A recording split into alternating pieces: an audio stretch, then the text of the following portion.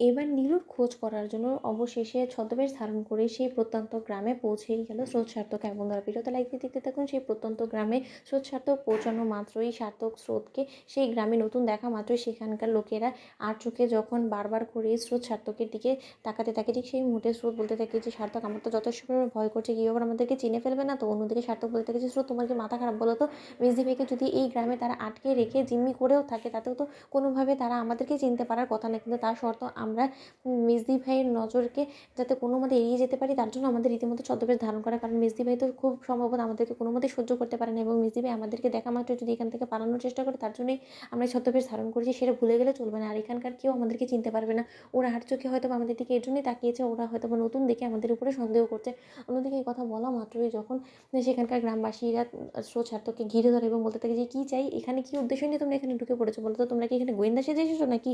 অন্যদিকে যখন তারা বলতে থাকে যে না, আমরা কোনো মতে এখানে গোয়েন্দা সেজে আসিনি, আর এখানে গোয়েন্দা সেজে আসতে যাবোই বা কেন বলুন তো, এখানে এই গ্রামে কোনো জঙ্গিবাদী বা এখানে কোনো রকম কোনো ত্রাস সৃষ্টি করার মতন কোনো সন্ত্রাসী কি এখানে থাকে যে যার ফলে কিনা আপনারা এটা ভাবছেন যে আমরা হয়তো বা তাদেরকে ধরার জন্য এখানে এসেছি। অন্যদিকে কথা বলা মাত্র যখন গ্রামবাসীরা বলতে থাকে যে যতক্ষণ পর্যন্ত না আমাদের এখানকার সর্দার আপনাদেরকে এখানে এন্ট্রি নেওয়ার জন্য পারমিশন দিচ্ছে ততক্ষণ পর্যন্ত এখান থেকে আপনারা অনুমতি নড়াচড়া করতে পারবেন না, ঠিক সেই মুহূর্তে স্রোত সার্থক বলে থাকে যে আচ্ছা এখন কী হবে, এরা যদি আমাদেরকে এক্ষুনি এই গ্রাম থেকে তাড়িয়ে দেয় তাহলে আমরা কী করে মেজদি ভাইকে খোঁজ করবো এবং মেজদি ভাইয়ের অবধি কী করে পৌঁছবো। ঠিক সেই মুহূর্তে যখন গ্রামবাসীর মধ্যে একজন ক্রান্তর কাছে ছুটে গিয়ে বলতে থাকে যে ক্রান্তদা, এই গ্রামে দুজন নতুন লোক এসেছে এবং তারা বলছে যে তারা নাকি এই গ্রামে থাকার জন্য এসেছে, তাদের নাকি থাকার কোনো জায়গা নেই।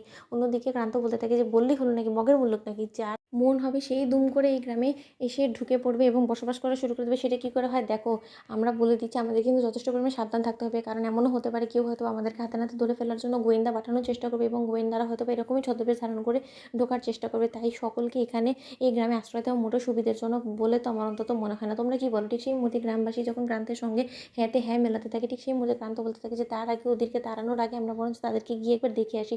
ঠিক সেই মুহূর্তে ক্রান্তর কাছে যখন হেনস্থার শিকার হতে থাকে স্রোত সার্থক, ঠিক সেই মুহূর্তে স্রোত বলতে থাকে যে এই লোকটাকে, লোকটাকে তো চিনতে পারলাম না। অন্যদিকে সার্থক বলতে থাকে যে জানো তো স্রোত, কেন জানি না আমার মনে হচ্ছে যে এই লোকটাকে কোথাও আমি একটা দেখেছি। অন্যদিকে সার্থক বলতে থাকে যে স্রোত, আমরা যে সিসিটিভি ফুটেজটা দেখেছিলাম সেখানে ছদ্মবেশ ধারণ করা দাড়িওয়ালা লোকটা খুব সম্ভবত এই লোকটাই ছিল এবং এই লোকটাই সেদিন পাগড়ি পরা অবস্থায় সেই সোনার দোকানে ডাকাতি করতে এসেছিলো এবং এই লোকটাই মেজদি ভাইকে তুলে নিয়ে গিয়েছিল। অন্যদিকে স্রোত বলতে থাকে যে তার মানে তো আমরা আসল দোষীকে খুঁজে বার করতে পেরেছি, তার মানে তো আমরা খুব শীঘ্রই মেজদি ভাইকেও খুঁজে পাবো। কী বলে সার্থক। অন্যদিকে সার্থক বলতে থাকে কিন্তু তার আগে এই গ্রামে যে করে হোক না কেন আমাদেরকে টিকে থাকার জন্য একটা পারমিশন লাগবে এবং এই লোকের কাছ থেকে যে করে হোক না কেন আমাদেরকে সেই পারমিশনটা আদায় করে নিতে হবে। প্রয়োজনে তার পায়ে পড়তে আমি অব্দি রাজি আছি, কিন্তু এখান থেকে খালি হাতে কোনো মতে আমি ফিরবো না।